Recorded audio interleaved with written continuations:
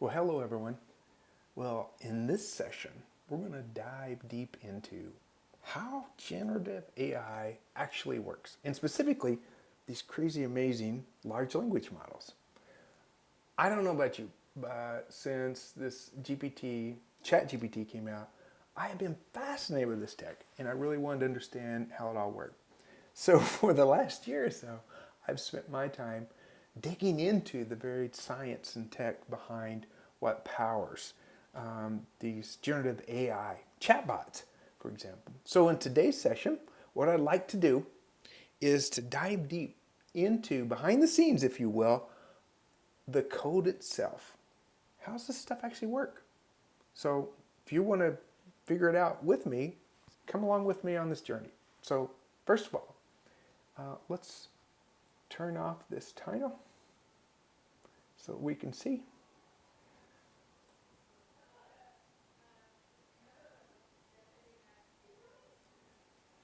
Generative artificial intelligence.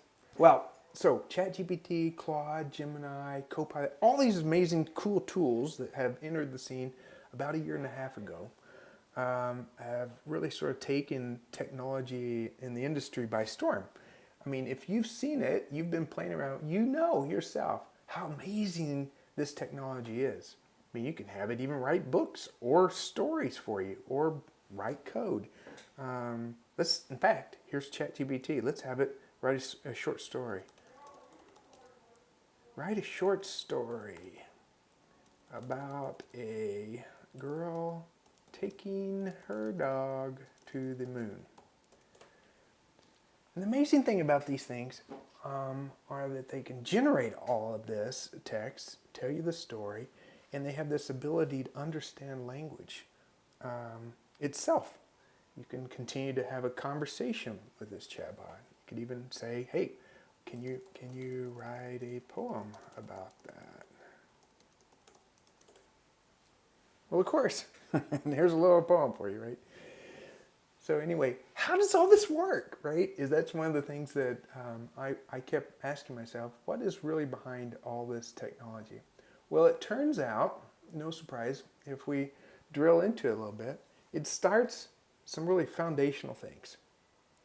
At the very core, the foundation of all this science is the study of us, our brain, the neuron. And if you think about it, and to really understand how these transformers work, this technology works, you really kind of appeal back to the biological model. And so that's where I want to start. So looking at the science of it, here's the neuron, right? And the cool part about the neuron is it's got these dendrites here, and those are sort of the inputs of the neuron itself. And all these different signals come into these dendrites, and the cell body itself makes a determination and sends that signal on down through the axiom out to other cells that are connected to their dendrites. And you begin to form this layer, and that's what we see, the network, if you will, of these neurons that form things like our brain. Well, one of the cool things is that science loves to look at these, and really it's hard for us to understand how they all work. So we begin to model those, and really as an effort to understand us, science has come up with mathematical representations of a neuron. So at the very core is the understanding of the neuron that looks a lot like this. So all those signals we were talking about that come in, they hit these synaptic connections. That's right here at these dendrites, right? Where the axon connects to the dendrite is this synapse. And that synapse has a weight, right? That's represented here by the W here, that will either amplify or attenuate the signal that's coming into the cell body. And now that's coming in through all these different signals, all across the neuron itself. Now once it gets inside the cell body, then it is summed up. All these products are summed together. And once it's summed together, the cell then does an offset. It adds a real small amount called the bias. So if you've probably heard about this before, weights and biases, here's what it is. Here are the weights that are either amplifying or attenuating the signal. they get summed up, those products are summed up, it's added to a bias, and then before it sends it on out, it goes through an activation function. Now this kind of makes sense because if you have all this input signal that's getting multiplied, right, and to some degree, there's some amplification occurring, but then summed up, your signal as it begins to go through all the different layers is going to keep growing. Well, the activation function actually flattens it down.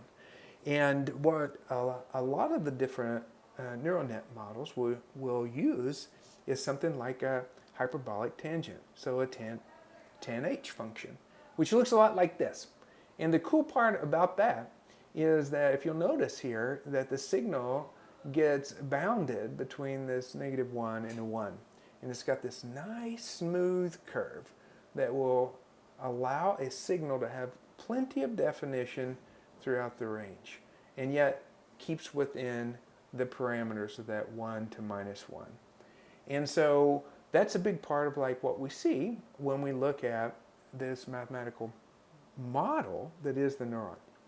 Now, so here's the deal. How do you then assemble those together, begin to get something out of it, right? Train it. Well, looking at a neural net, it looks a lot like this, represented from a mathematical standpoint. You have your input signals that are coming in, you have all these neurons that are connected, meshed together with those other different layers until you eventually arrive at your output layer. How do you train a neural network? Well, there are essentially 4 steps. And I'm oversimplifying that. And by the way, I should sort of pause here and say, like, this is my study. So I'm, to some degree, just handing off to you what I have learned myself. If you're an ML engineer or data scientist, this will probably be extremely laughable to you. I hope you enjoy that part. But I do want to at least convey to you what I picked up myself. And hopefully we'll get some of this right. And if not, please feel free to reach out to me. I'd love to hear. But here are the different steps on how you would train a neural network. Number 1, this input data is fed into the input layer, right? And as it's fed in, it has that, as we've talked about, those weights sitting here sort of at those edge nodes that will be either amplifying or attenuating the signal. Once it hits inside the neuron, those things are added together, summed together, the bias is added, and then that signal is passed on to do the very same thing on each layer. So each of the weights are sort of marshaling forward, and that's that forward propagation. All the way out to the very end, where the final signals combined to the final output layer, and we have the result. Now, when you train a neural network, there's essentially 2 parts to what you're trying to do. You have your input, let's say a picture of a dog, and then you have your output that you seek. And in the training data, you would say, here's the picture of the dog, and on the output layer, you say, dog, D-O-G. Well, if you feed in the input layer, the picture of the dog, and you get an output that's not dog, that's a loss. And that's exactly what begins to happen on all these different layers. So you figure numbers, signals coming in, and if the output does not match the target that you expect, you compute the loss. How far off of the target is it, right? What is that delta? And that's exactly what we have to do in this step too, compute the loss. So we begin after the forward propagation to compute what the loss is here. And now what we want to do is we want to begin to understand, based on that loss, how can we change and adjust these weights so we get closer to the target? And that's when we begin to propagate back that change. And the way that that occurs is, how would you know how to adjust these weights? Well, it turns out there's a really cool trick. And that cool trick is to figure out, based on this loss function, that is how far it is off of the target, that function that defines that, how much does this particular weight right here affect that loss? In other words, because all of this is a mathematical model, you can determine essentially the change in this weight how does it affect the change in the loss function, the output, the loss itself? And by computing that differentiation, if you will, at each one of these weights, you can compute a curve or a slope.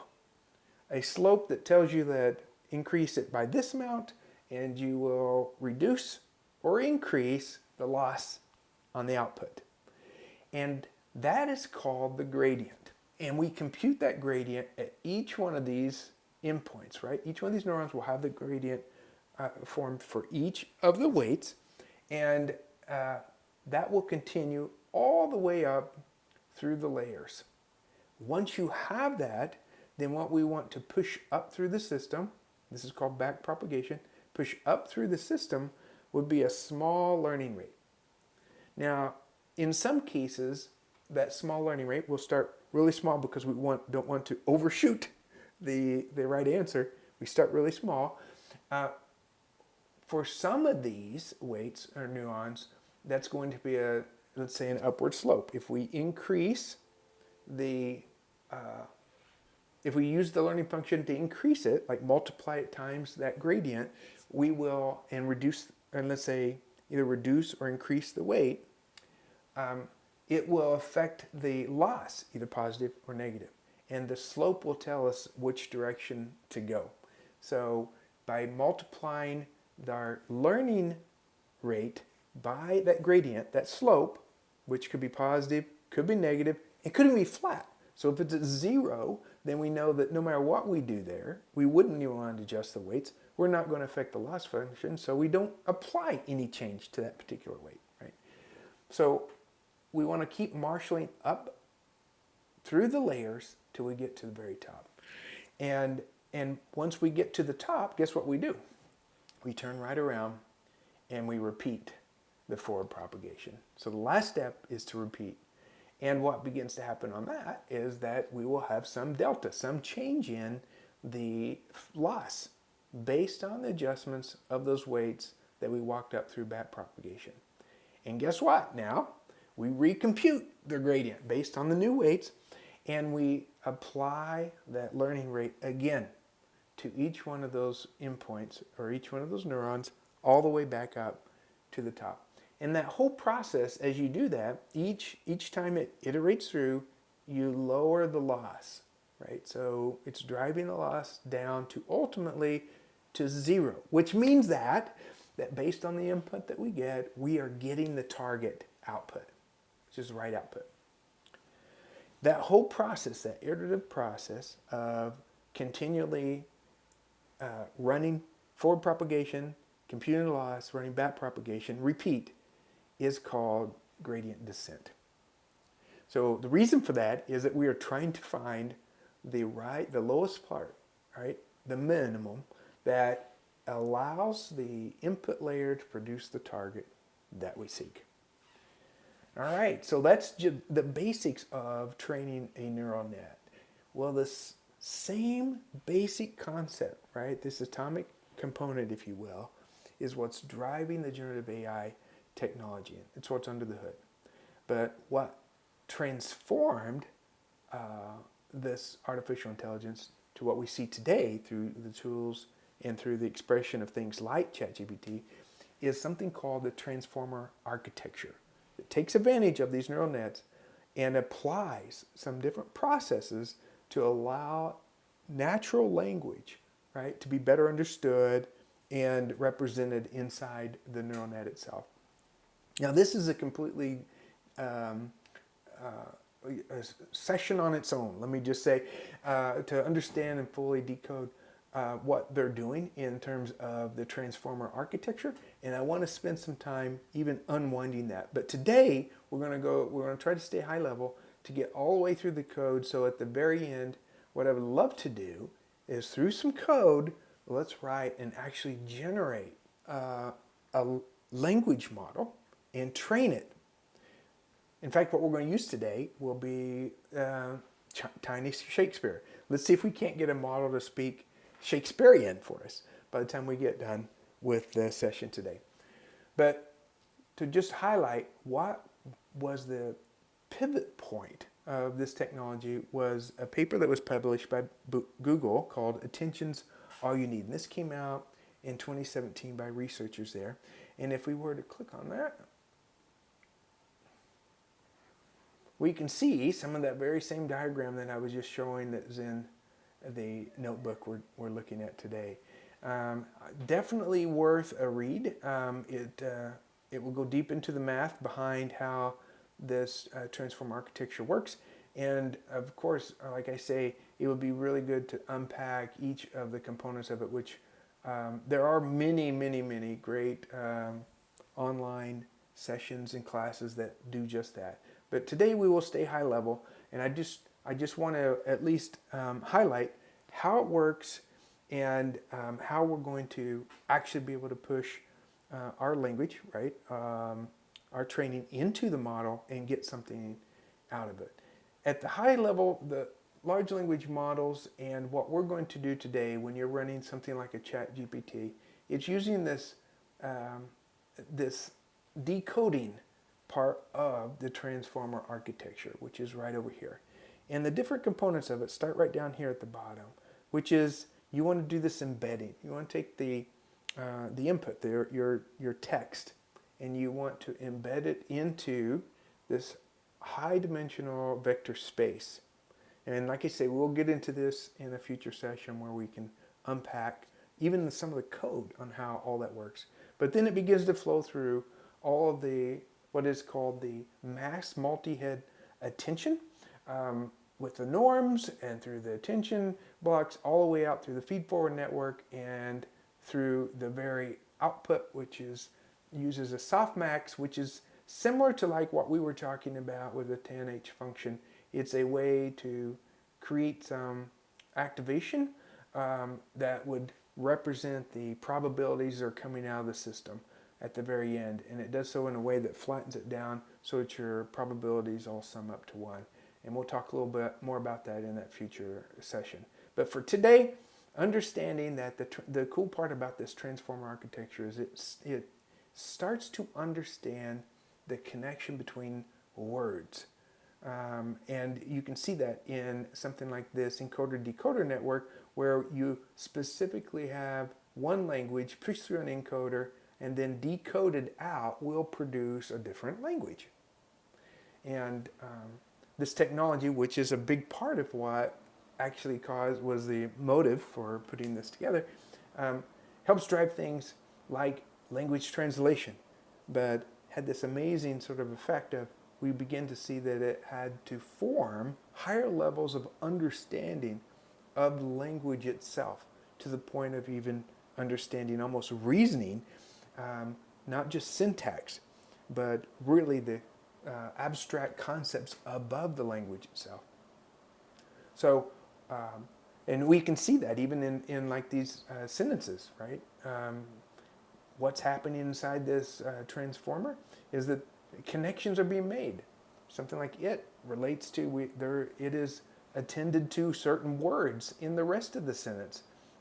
Animal, right, connected to it. So it does that direct representation because it has been trained to understand how it should attend to between these different words. We look at, like, here's another example of like a fluffy blue creature roam the verdant forest. Well, fluffy blue attends to creature, right? It describes adjectives that describe that noun, and we know that, and so does the large language model. It begins to learn that those attend together. Verdant forest, or relates to forest, not to the creature, right? So it has a very direct connection or attention towards those two words. Now, before we get into the actual code, one of the things that we need to understand is that at the very base level of like these large language models is the need to convert words into numbers or signals, think of it that way, that the neural net can process. And the way that's done is by breaking apart the sentences into tokens. And you've probably heard of this, right? And here's what it looks like. So a sentence, if we were to just take the quick brown fox jumped over the lazy snoring dog, right? We can see that the words here are broken down into separate tokens. Each one of these tokens actually represents a number in the vocabulary of the language. And the language in this particular case that we will be using today is the GPT-2, which is one of the first ones published, tokens. And I do want to highlight one thing here. You notice that most of the time the words are broken apart separately. There are times, however, when the words themselves are actually separated.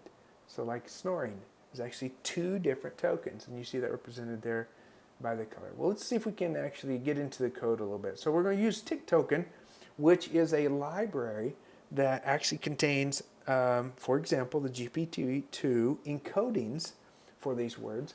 And we're going to run this phrase, the quick brown fox jumped over the lazy snoring dog, through that encoder and then get out the individual tokens.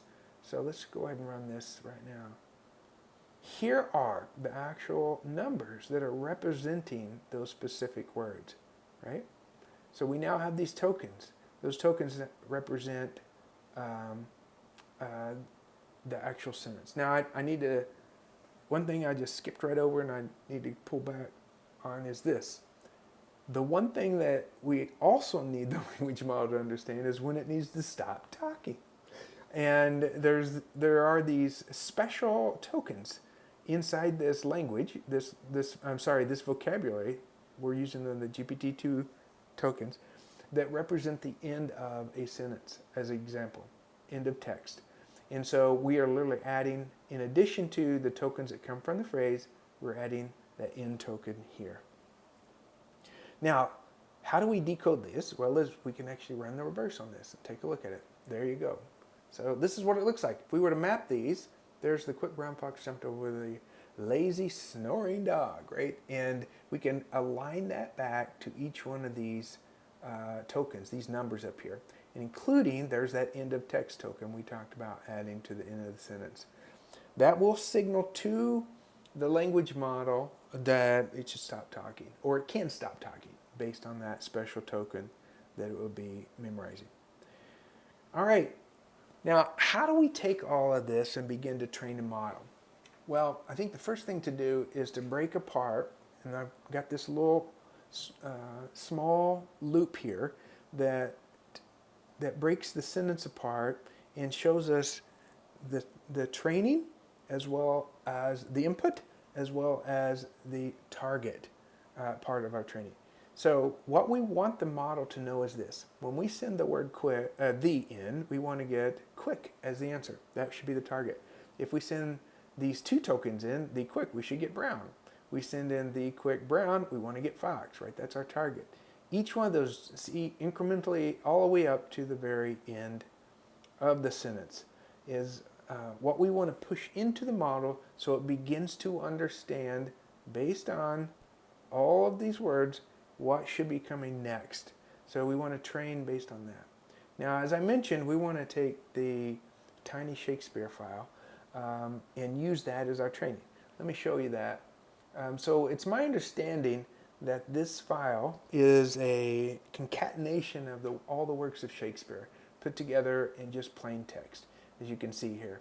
And so we're going to use this and to feed into the model. And of course, just as we were talked about, right? So we'll send first and want to get citizen back. First citizen, we're going to get an end of line or a break or that colon, and so on, right? All the way up till the very end of the text. Now, one thing that I should point out is that we actually don't want to just send all of that text in.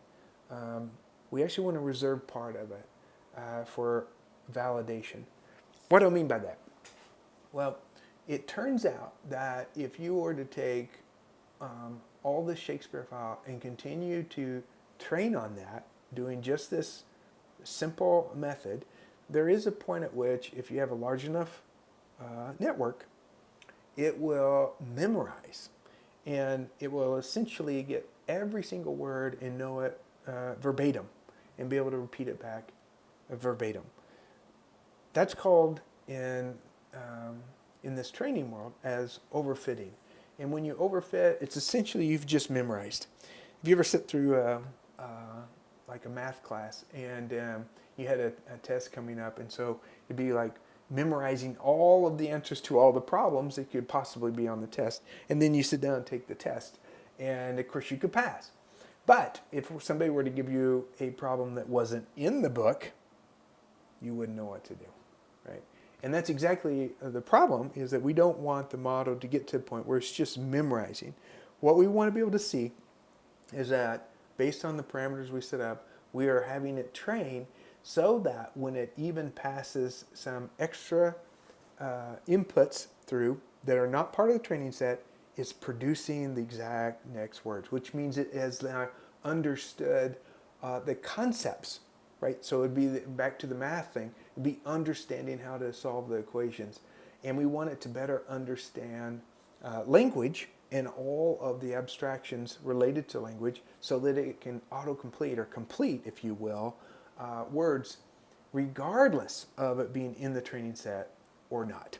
And so the way that we typically do that is, at least that's what I'm going to do today, is we'll divide it up into two different parts. And that whole text, that corpus we're using, this really tiny Shakespeare file, is going to be 90% of it will be used for training and 10% of it will be used to validate. So here's the code that will pull down that tiny Shakespeare file. It will then divide it up. We want to split it up, and then we will encode it. We'll convert it to tokens. And we'll go ahead and run that right now. And there we go. So it looks like our training set has about over 300,000 tokens, and our validation set has 37,000 tokens. And let's just make sure we got it. It looks like we do have it. Here's part of the array. We're just pulling in this as arrays, and we should be able to also decode it. Turns out we can. There's the first part, first 50 characters of that training set that we can see right there. All right, now let's get into actual training. Let's use this and see what we can do to train a model to be able to speak Shakespeare. See if we can get how close we can get to that. All right, so quick cheat here. I am actually not going to spend the time to write out the entire GPT model. In fact, I'm going to use a port of the GPT-2 model that Andrej Karpathy did. And if we were to just open that up real quick, I'll show you here. This is the GPT-2 code that we will be using. This is the neural net that we will feed into, or the transformer that we will feed into to have it train and even generate our text. As you can see, 337 lines for this class file that we'll be using. So I'll switch back over to our use case. Here's our training loop. So what I'd like to do, we're going to start off and just run 40 of those different iterations. Remember I talked about how we would do a training. There are different steps: forward propagation, compute the loss, back propagation, and then repeat. Let's do this 40 times, and let's see what we actually are able to get by just running 40 times. I don't know about you, but I was not, for some reason, not expecting a lot. And it's actually a good thing, because we probably won't see a lot. But before we actually, while I hit run here, while this actually starts running, I'll just highlight a few things that we're setting up here, which are the specific parameters of our network that we want to build. So if we break it down, we have, here's the model. We're going to use 4 hidden layers. So this is a pretty small model. 4 hidden layers. We're going to use 4 attention heads. And we're going to have 64 of these weights, these embeddings, that will be representing the inputs that are coming in, right? Not huge. In fact, it's a pretty small model, and I'll show you in just a few minutes. It's a really tiny model compared to what you'll see in other large language models. Here's an optimizer. An optimizer is what's used in the back propagation to do that, to optimize the gradient descent so that we get to the target which is reducing loss down as fast as possible. And here's where we start to set what we're going to start with the learning rate, what we're going to do from a decay. So we'll start with this value, which is a really small value, that is going to be the learning rate that will multiply the gradients by to reduce the weights as we propagate the reverse or the back propagation to be able to converge the model to get to the target state we want. Let me see, sliding down here, we probably are, the run has probably completed. I do want to show the basic loop. There's a lot of this is just setting up, being able to use the GPU, so it goes faster. And we are using, just as a footnote, we are using a GPU for this. In fact, I'll run this real quick. You can see it's just a consumer grade RTX 3090 with 24 gigs of video RAM that we have set aside 1.3 of it for this particular notebook to be able to run in, and we shouldn't have a problem with that. So let's switch back over and see what happened as far as the loop. Oh, here's the training loop. So we talked about how those different steps, right? We have the learning rate that we're executing on. We do a forward, backward update as we talked about, and to make the gradient descent for the outcome that we seek, which is to see the loss actually drop over time. And a lot of this is just to show information during the process of doing those 4 steps. And here it is down below. Let's take a look at it. First of all, I just want to highlight this. Here's the size of the model. Now, if you know anything, you've heard that you can get and download these open weights models that are on the size and order of 1 billion parameters, or up to 7 billion parameters that will fit on consumer grade stuff.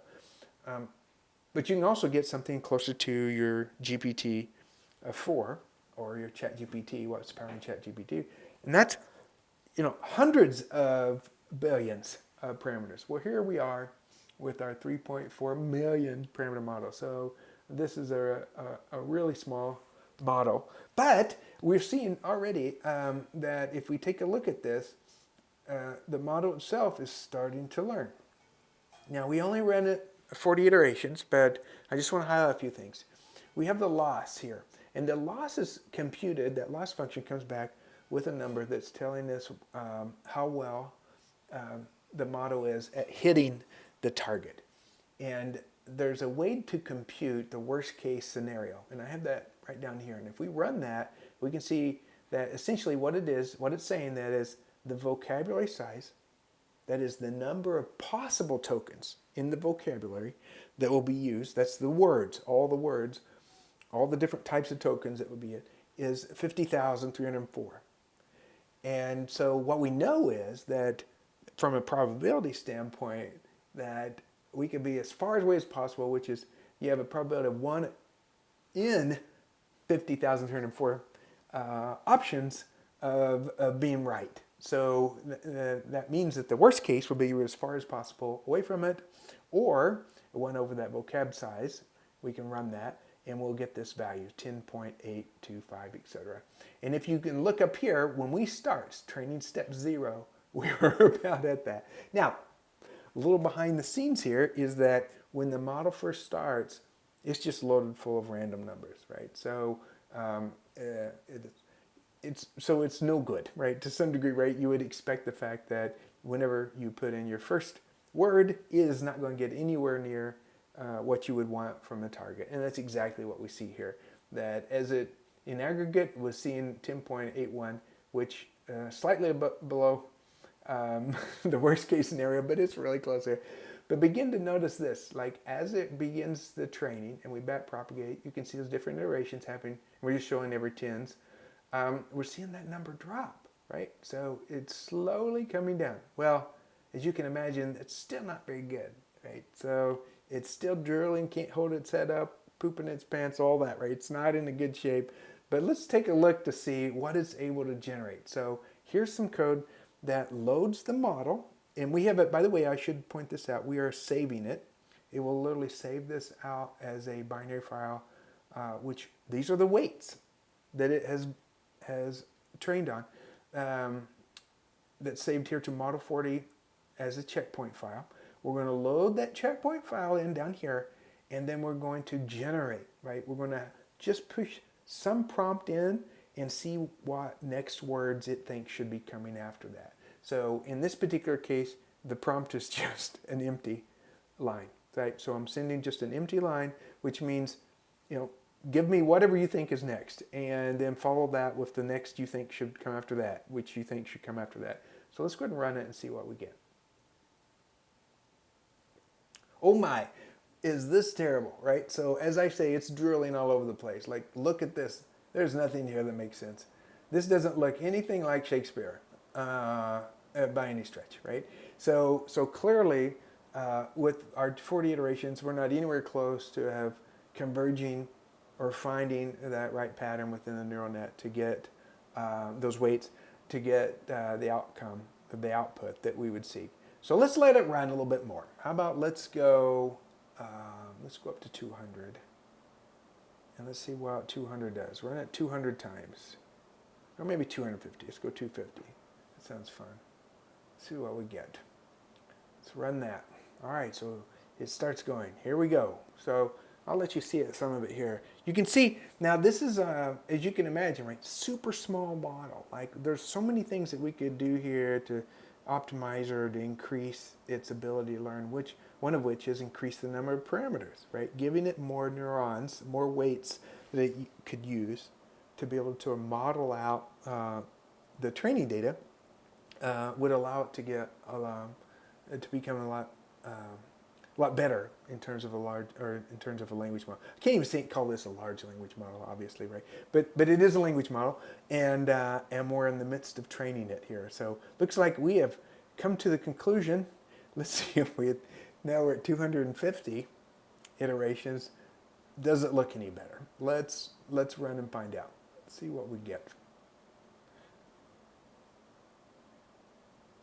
Oh, look at this. So it turns out we're starting to see something that at least looks like words that you would find in a sentence. Now, they don't necessarily line up right, but every so often maybe. Mine, living, ground, have, spoke, stand. Okay, yeah, not really good. Now, night, sorrow, yeah.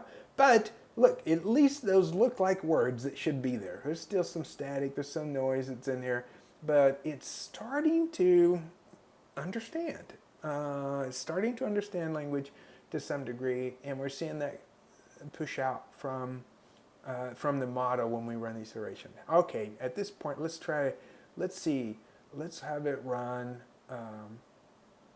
about 1,000 times. Let's turn it up. Let's see what we get for 1,000, okay? Let's let it go. Off it goes.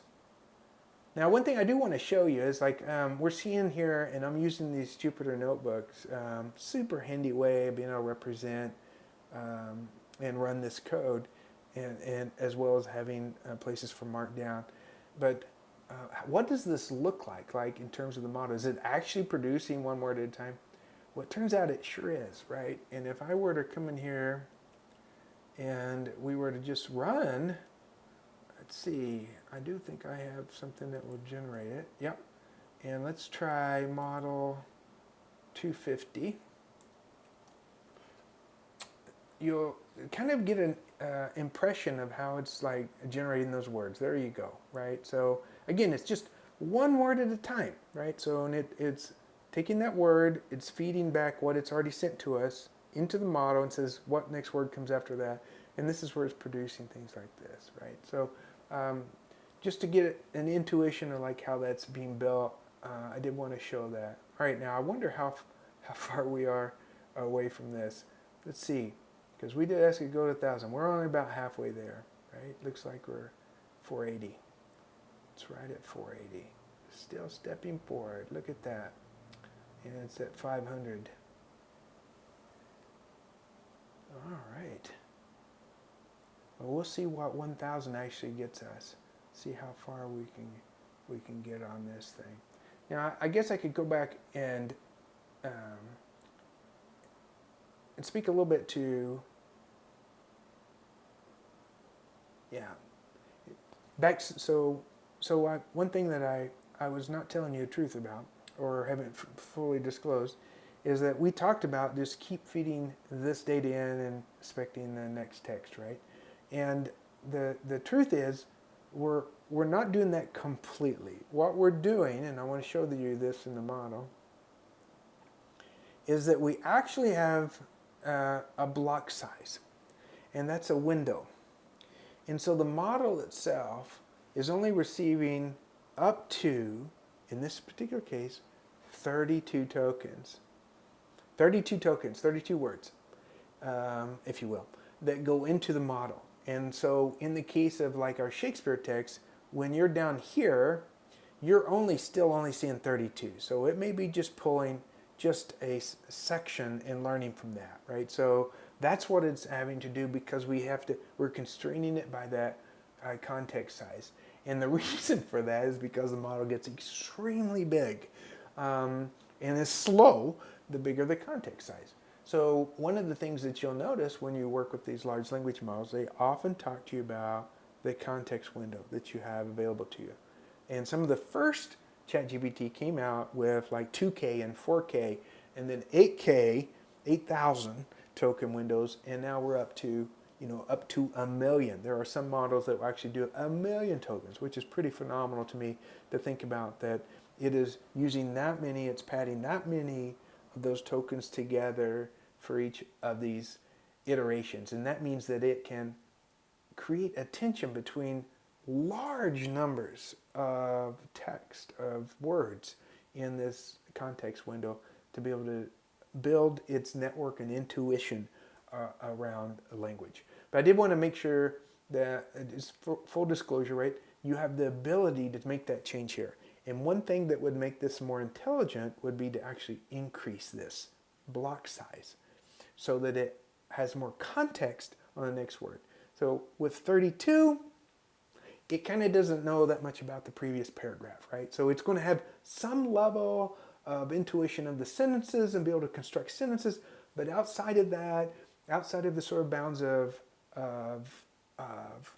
those sentences or paragraphs, it's going to fall apart. Like in the example where we actually had ChatGPT write us a whole story, it's connecting all those paragraphs together because it has a much larger context window. Well, for our model anyway, we're going to be limited to 32. So let's come down here and see if our model has finished running. I have a feeling it did. It did. So let's see, does it look any better this time? We went up to 1,000. Oh, wow. Look at this. Okay, now we're starting. Look, it's starting to even look like our Shakespeare, right? It doesn't necessarily read like Shakespeare. We're still a little bit all over, but things are starting to come together, right? And some of it even, I'll come, I will be, I not. Okay, so it doesn't go too far, but, or a friend, the Lord. Now it's almost seeing sentences. Do you see that? It's starting to understand sentences. We're seeing that to start to form. Again, not all the way there. In fact, if we were to come up here, we could take a look at our loss. Notice what we're seeing here.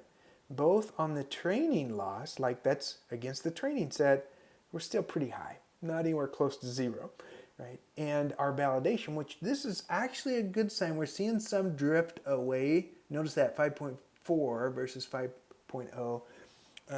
We are seeing some drift away, so it's memorizing a bit more than it is understanding from a structural standpoint, but it at least is tracking. It's also reducing, which means that it's picking up some basic patterns in language that apply to the validation data set as well as the training set.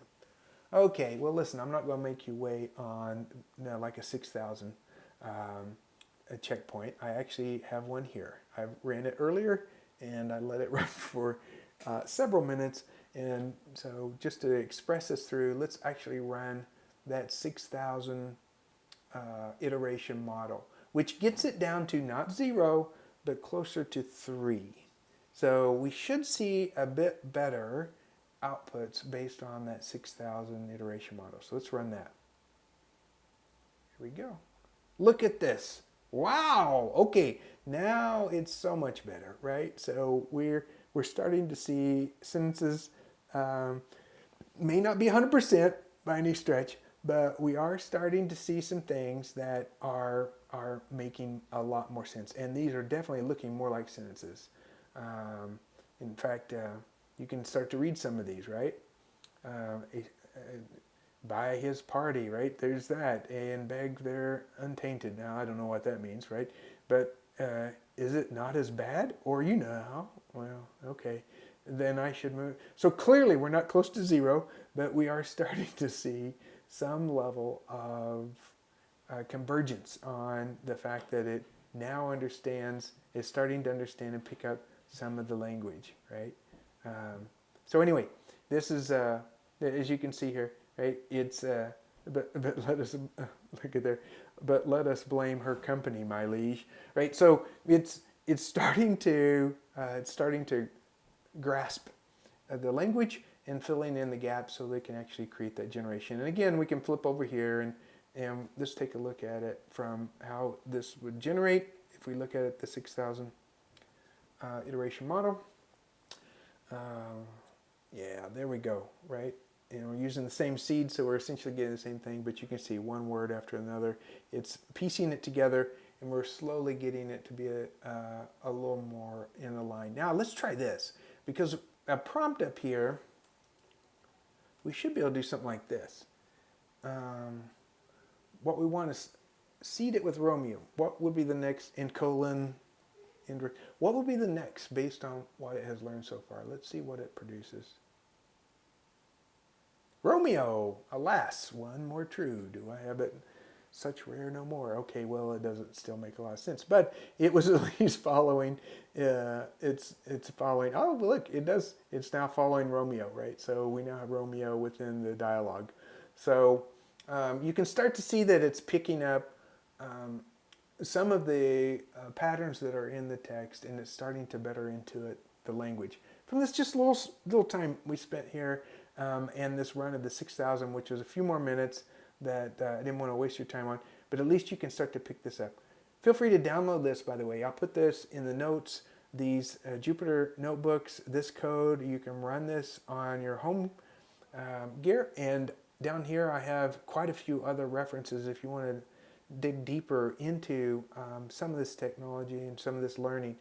Definitely highlighting several here that were important to me to help get my head around some of this technology. This illustrated transformer is really good.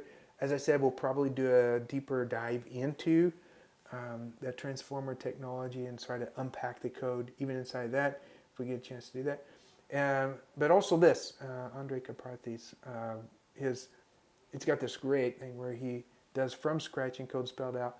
He does that with a bigram model, which is down to the very letters of the word, has a model, learn and train on that. So worth checking out that and some of these other links down below. Well, that's it for today. Hopefully you enjoyed this. This was something you picked up, something you learned from it. We didn't learn a lot of Shakespeare here, but our model slowly is.